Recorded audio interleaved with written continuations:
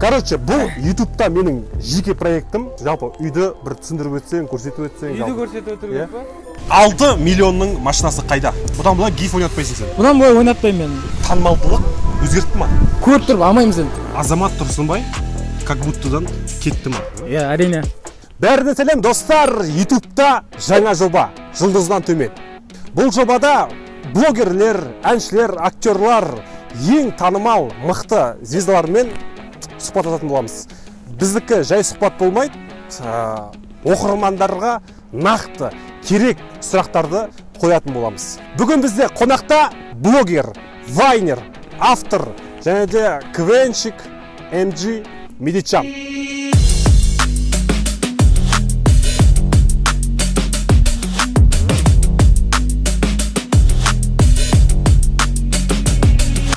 Ал достар, дәл қазір біз Моктың үй жағына келдік, яғни как будто командасының үй жағы. Міне, как раз Моктың өзі шығып келе жатыр. Мок! Ассалаумалейкум, брат. Мок, короче, бұл YouTube'та менің жеке проектім. Жаңа проекті Жұлдыздан төмен деп аталады. Сен ең алғашқы қонағымсың. Болды. Құдай қаласа. Мен күтіп алмысың. Иә, рахмет. Болсын енді. Біз сұхбатты бастамастан бұрын, сен как будто командасы жалпы үйді бір түсіндіріп өтсең, көрсетіп өтсең. Үйді көрсетіп өтірген ба?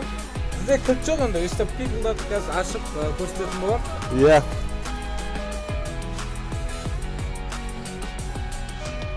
Ашпай жатыр.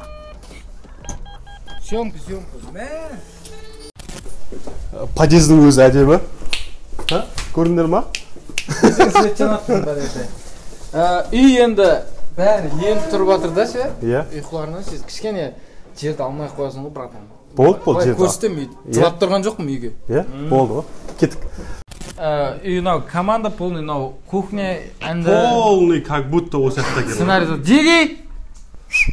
Осы жерде барлық балдар мына жақта бүгін атқан келіп отыр. Сыныптас жетіні ақылдасып отыр. Біз YouTube'қа жаңа проект түсіріп жатырық, Жұлдыздан төмен деп аталады. Бүгін бізде қонақта Мок. Мақта жігіттермен барлығы тайып, бірақ кішігірім көрсетіп шығар. Жігіттер не істеп жатқандарын. Нихауар жатыр, Ғани отыр, Аска отыр. Бізде бүгін продюсер келіпті. Иә, бүгін как будто командасының продюсер, режиссер. Атқам, жалпы өзіңізді бір екі сөзбен таныстырып өтсеңіз. Есім Атқам Сайдуллаев, как будто продакшн қазір продюсер және режиссер жұмыс жасап жатыр жігіттермен бірге. Алда үлкен проекттер жасап жатыр, иншалла, YouTube каналда және Instagramда.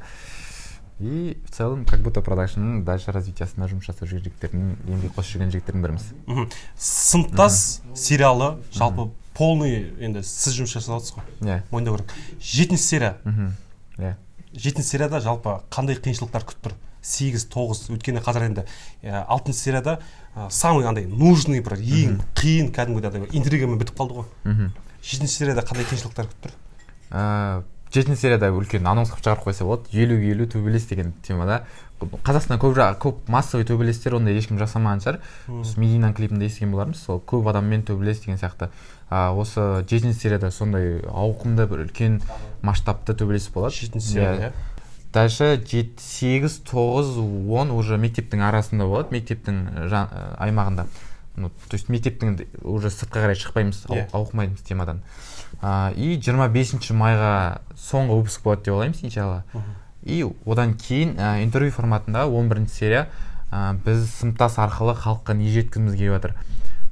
Сыныптас арқылы, сыныптас не үшін түсірдік, қандай мағынасы бар, қандай декодинг жасаймыз, былайша айтқан кезде сыныптас не, қалай түсіріліп жатыр. Былайша айтқан кезде сыныптас вообще андай басында бірінші серияларында көбісі білмейді шығар, прям тиыннан тиын ұрылып, сөйтіп жігіттердің несімен 1-2 күнде жасалып кеткен проект. Ешқандай ақшасыз, ешқандай вложениясыз, әркім қолында соңын последний тиын бергенше қылып шығарып, сөйтіп басталған проект. Как будто болашақта продакшн бола ма, болмай ма? Үлкен продакшн бола ма? Как будто негіз біраз нәрсе күтіңіздер, иншалла топовый контент қазақ тіліндегі, қазақи нақыштағы жаңа жобалар, жаңа дүниелер және СНГ сондай масштабта алатын үлкен дүниелер жасаймыз деп ойлаймыз, иншалла. Медичанмен қалай таныстыңыздар? Мелчанмен бір универде оқығанбыз екеуміз. Бұрын ол КВН ойнайтын, мен КВНде тапер болатын.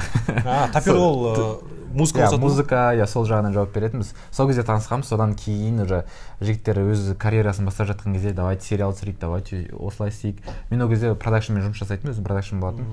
И солай Алан қосуымен солай немен осындай сериал түсіріп кеттік. Иншалла енді бірге қойған мақсаттарымыз өте үлкен. Иншалла солардың бәріне жетеміз деп ойлаймыз. Бұл қандай бөлме өзі? Бұл кухня және де жаңағы телевизор көретін бөлме. Холл деп айтсақ болады. Холл, Мынау балдардың жатын бөлмесі және де мына жақ енді кішкене шашылып жатыр. Короче, біздің тычкалар сияқты. Мына бөлмеде қанша адам жатады? Мына бөлмеде 3 бала жатады. 3 бала жатады, иә? Маған көрсетейін бе сіздерге?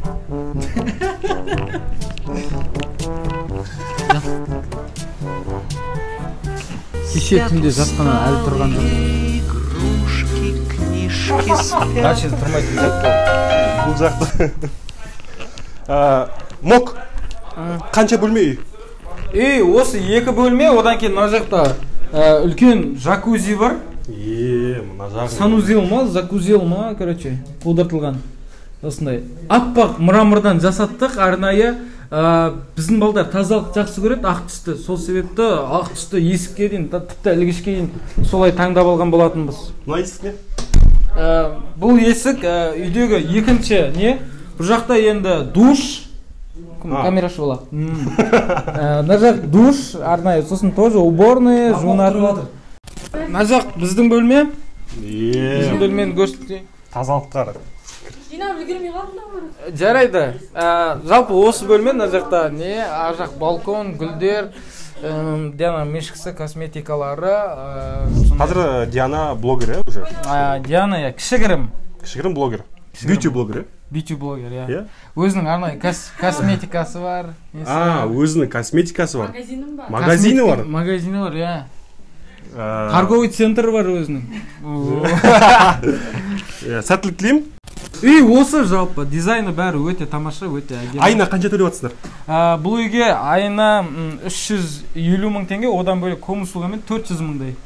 Бізде Бикош сыныптаста басты рөлде. Бикош, сен дәл қазір сыныптасқа арнайы келдің ба Шымкенттен? Иә. Негізі сен Шымкентте тұрасың? Негізі Түркістанда тұрамын. Негізі Түркістанда тұрасың.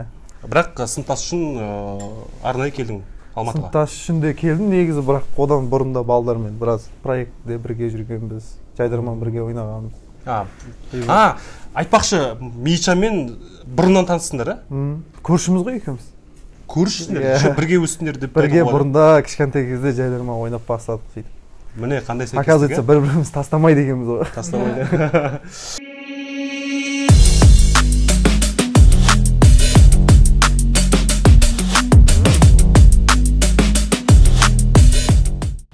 Мок, нақты қашан блогер болам деп шештің және не үшін? Былтыр осыдан 1 жыл бұрын карантин кезінде, короче, үйде жатыр, енді карантин, бүкіл жер жабық, жұмыс жасамайды. Обедке дейін, короче, ұйықтаймыз, болмаса обедке дейін жұмыс істейміз ауылда. И обедтен кейін Мавлықпен бірге вайн түсіреміз. Сөйтіп, короче, бір вайн қатты іліп кетеді, үшін комментарий 200-ден асып, сондай бір Осы мотивация болды ана нәрсе ше. Күннен күнге еще просмотрларым көбейіп жатыр. Кешегі вайным 50 мың болса, бүгін салған вайным 60 мың.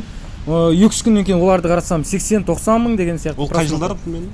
Осыдан 1 жыл бұрын, былтыр ровно. 1 жыл бұрын, иә? Осы блогерлықтың қандай минусы бар, қандай плюсы бар? Блогерліктің минусы деген енді қалай енді әркім өзін сүйіп айналысатын ісі ғой үшін. И одан енді минустар енді жұмыс істеу керек, общем, жалқауланып қалатын болсаң, наоборот, уже минусқа кетесің өз-өзің автоматически. Жалпы полностью құлдырай бастайсың ғой, не жағынан да, контент жағынан, болмаса вайн жағынан, сценарий жағынан, в общем, моральный и физически құлдырай бастайсың. В общем, жұмыс істемей жат қалатын болсаң, сол минусы, короче. Ол өз-өзіңе минус та, былай. Плюстері енді блогерлік, мен білмеймін, мен танымалдық үшін түсірген жоқпыз, енді просто өзімізге қызық болғаннан кейін түсіріп бастаған болатынбыз, былтыр. Плюстері көп қой. Шетел көріп келіп жатыр қазір блогерлер. халыққа машина сыйлап жатыр, халыққа плюс айтыр, ақшалай сыйлықтар таратып жатыр.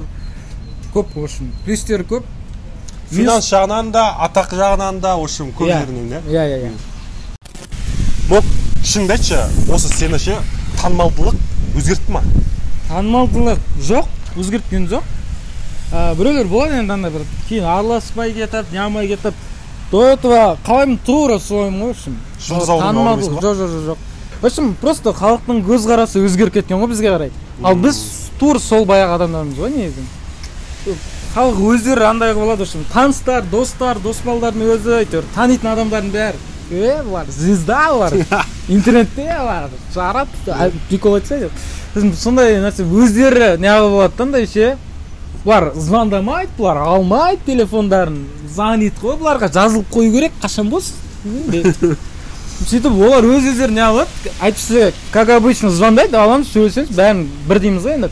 Кейде болады, уақыттар андай бір съемка болып қалады, болмаса бір жұмыстармен ары-бері жүгіріп жүрген кезде натуры көріп тұрып алмаймыз енді. Красный бастаймыз, өшіріп тастаймыз енді. Кейін хабарласамын дейсің да, ұмытып кетесің, сондай жағдайлар болады, көбіне ренжіп жатады. Бірақ ол кісілер енді өздері біздің орнымызда болмағаннан кейін түсіне бермейді, в общем. Если өздері тура осы біз айналысып жатқан нәрсемен айналысып жүгіріп жүрген болса, ол да тура мен істегенімді істейтін еді. Даже вообще, может, мені удалить етіп тастайтын бет ше, контактісінен. Бірақ жұлдыз ауруымен ауырып көрген жоқсың. Жоқ. Ондай ешқандай емес, ауылдың кәдімгі қарапайым баласымыз ғой. Баяғы Мок сол. Тура сол ауылдағы Мок сол қалада жүр ғой просто. Мок, 6 миллионның машинасы қайда? Отыр. Жүр, көрсет. 6 миллионның машинасын көріп жүрейік біз. Бұл Mercedes-Benz 211. 6 миллион теңге тұрады. Мок, өзің кішігірім машина жайлы айтып кетсең? Машина 2007 жылға Растамашев Қазақстан полный бірінші хозяин аукционнан ұтып алған деп естідім. Короче, сонымен айдамаған, одан кейін бір кісі, яғни бір досымның папасы сатып алған. Сол кісіден мен сатып алдым. Өткен машинаны қазір ішін түсіретін болсақ, полный көрсетіп аламын, состояние кино енді. Негізі мен өзім мініп те көрдім, айдап та көрдім, қателеспесем. Өте мықты машина. Құтты болсын, Мок. Рахмет. Мок, машина жайлы қозғап кеттік. Сен бір рет сторисында өте қатты ашуланып, бұдан былай гиф ойнатпаймын деген болатынсың. Не үшін? Не болып қалды? Гиф ойнатпаймын деу себебім, білмеймін, соңғы бір 2-3 соңғы гифінде әйтеуір андай болып кетті. Бұлар өтірік, типа натуре береміз ше, шынымен кәдімгі датова прямой эфирде көздерінше ақшалай сыйлықтар салып жібереміз, Алла разы болсын, рахмет, сенбейтінеміз, бұдан кейін сенемін деп. Бірақ уже білмеймін, ана ұтпай қалған адамдар кәдімгідей көре алмаймын ма, может ше, біз постоянно айтып отырамыз тікелей эфирде, біреудің қуанышына қуана білейік, сол кезде келесі нелерде мүмкін сіз жеңіп қаласыз деген сияқты. Білмеймін, общем, эфир қалай бітеді, сыйлықтар ақшалай қалай таратылып бітеді, сразу уже боқтап, уже өтірік, сендер алдайсыңдар, үйтесіңдер, бүйтесіңдер деп шығады да. И сонша еңбектеніп, сонша әйтеуір ақшалай сыйлықтар таратып қуантқың келеді, бірақ соңында өзің жаман сөз естисің да сондай.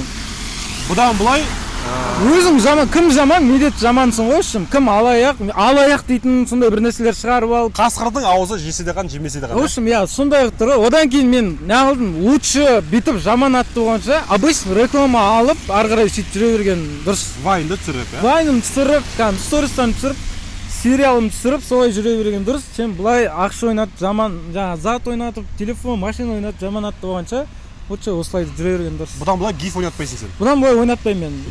Сенің танымал болуыңа біреу көмектесті ма? Байде ешкім көмектескен жоқ, полный өзім жүрдік, бірақ Алматыға келген кезде, және де Алматыдан кетпей тұрып, ең алғаш вайн түсіріп бастап жүрген кезде, Жақсыген Нұрсұлтан ағамыз кәдімгідей бізге көмектескен болатын, өзін вайндарына шақырып, ақшаларың бар ма, тұратын жерлерің бар ма деп, қатты бірден бір көмектескен адам сол кісі. В общем, сол кісіні айта аламын смело. Рахмет аға. Мок, егер бүгін сенің ең ақырғы күнің болса, сен немен айналысар едің? Бүгін соңғы күнім болса ма? Прям бүгін ең соңғы күнім болса. Кезгоға баратын едім деп. білмеймін баяғыдан кешірім сұрап ауылға қайтып кететін шығармын, үйде ата ананың қасында болсын. Не сұрақ мынау? Құдай сақтаса Не сұрақ? болмай қойсын. Иә. 20 жылдан кейін өзіңді кім көресің? Қазір 22-де болсам, 42-де бір мужик көремін ғой, 42 жасар. Вайндер деп, соған дейін вайн түсіріп жүре берсең. Өзіңді кәсіпкер көресің бе, әлде сол кезде өнерде қуалап отырсың ба?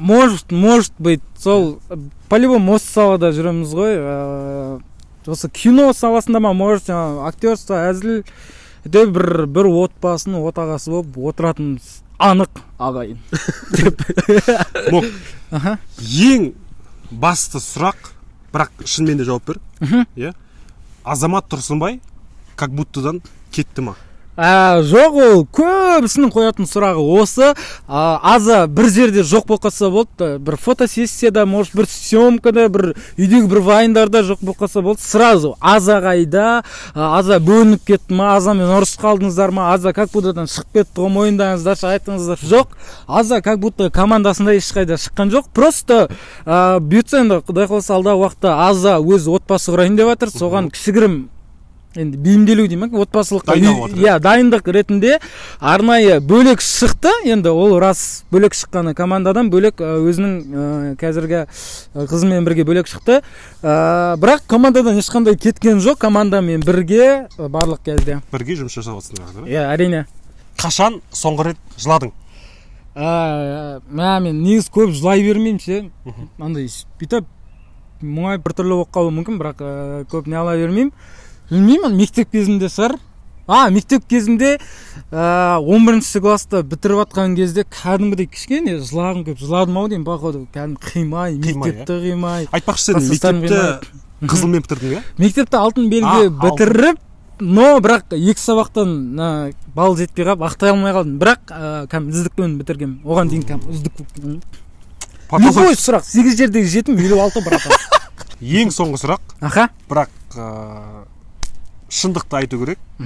Сенің шотыңда дәл қазір ең болмаса 10 миллион теңгеге ақшаң жақындай ма? Шындық жауап бер бірақ. Мен бәрі айтып қоямын. Жақындайды. Иә? Сол жоба. Кішкене асады бірақ. Сол жоба ғой. Кішкене асады ғой негізі. Жарайсың. Ояқ бияқ ғой. Иә? Нақ мынандай деп айтпай-ақ қойын. Жаңағыдай бүгін сенің соңғы күнің болып жүрмес. Айтып қойын. Рахмет Мок. Бұл жұлдыздан төмен бізде бүгін қонақта болған Медетжан, блогер, вайнер. Арнамызға тіркеліп, лайк басып, міндетті түрде комментарий жазып кетіңіздер. Келесі жобада кімді көргілерің келеді? Иә, комментарийға астына жазып кетіңіздер. Еще маған қоятын сұрақтарыңыз болса, комментарийға жазып кетіңіздер. Келесі бір 1-2 жылдан кейін шақырғанда жауап беретін боламын. 1-2 айдан кейін, может. Иә? Мүмкін.